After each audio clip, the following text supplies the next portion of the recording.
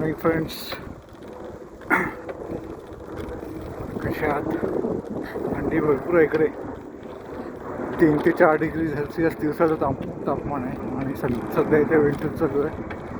आज आपण आलो आहे रिचमंड, जो वेस्ट लंडनला एरिया आहे. हा एरिया म्हणजे थेम्स रिव्हरच्या काठावर वसलेला एरिया आहे. फारच सुंदर आहे.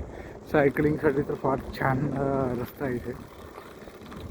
प्रॉपर सायकलिंग पाथ्स आहे, वॉकिंग पाथ्स आहे.